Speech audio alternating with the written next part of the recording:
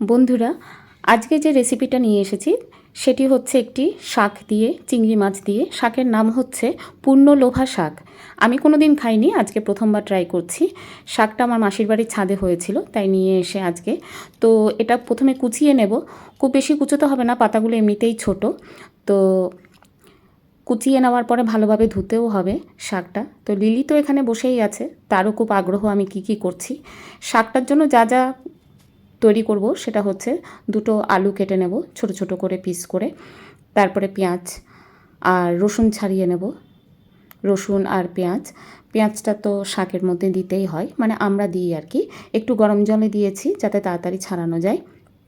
তো লাগছে শাকের সাথে হচ্ছে চিংড়ি মাছ, শুকনো লঙ্কা, রসুন, পেঁয়াজ আর আলু। এবার কড়াই গরম করে সেখানে তেল দিয়ে দেব। তেল গরম হয়ে আসলে তাতে আলুগুলো সব ছেড়ে দেব। তার মধ্যে দিয়ে দেবো একটুখানি নুন, যাতে আলুর মধ্যে ভাজতে গিয়ে যাতে নুনটা আলুর মধ্যে ঢোকে। তো আলুটা ভেজে নেব। শাকটা কিন্তু অনেকবার করে ধোয়া হয়েছে, শাক ভালো করে না ধুলে পরে অসুবিধে হতে পারে। তো আলুটা ধুয়ে নেওয়ার পরে এবার চিংড়ি মাছটা তেলের মধ্যে দিয়ে দিলাম, একটু হলুদ দিলাম, নুন তো ওর মধ্যেই রয়েছে। চিংড়ি মাছটাও ভেজে তুলে নিলাম। এবার তেলের মধ্যে শুকনো লঙ্কাগুলো দু টুকরো করে দিয়ে দিয়েছি। একটু লাল হয়ে আসলে পরে তার মধ্যে রসুন দিয়ে দিয়েছি। রসুনটাও একটু লাল হয়ে আসার পরে ওর মধ্যে পেঁয়াজ দিয়ে দেবো। পেঁয়াজটাও যখন একটু লাল লাল হয়ে আসবে এরপর এখানে একে একে সব মশলাগুলো দেবো। মশলার মধ্যে যা যা দিচ্ছি তা হচ্ছে হলুদ গুঁড়ো, ধনে আর জিরের গুঁড়ো। লঙ্কার গুঁড়ো দেবো না এতে, কেননা অলরেডি শুকনো লঙ্কা দিয়েছি ফোড়ন। তো একটুখানি জল দিয়ে মশলাটা কষতে দেবো।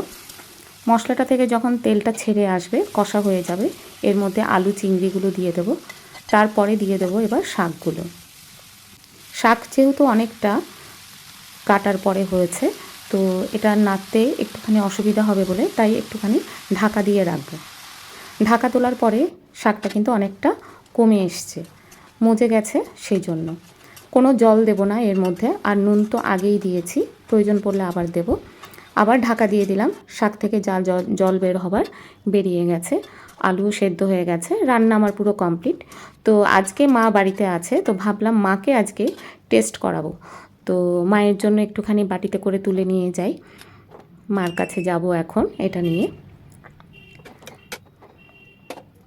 মা একটু খেয়ে দেখো তো কেমন হয়েছে। একজন এসে গেছে, নাও গরম দেখবে, দিয়ে খাও।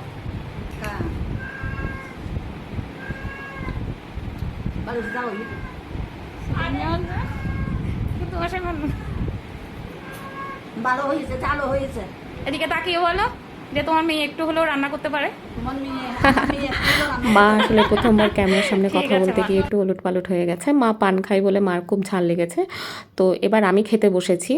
তবে সত্যিই ঝালও হয়েছে, তেমনি খেতেও কিন্তু দারুণ হয়েছে। তো এই শাকটা যারা যারা চেনেন তারা কিন্তু ট্রাই করতে পারেন।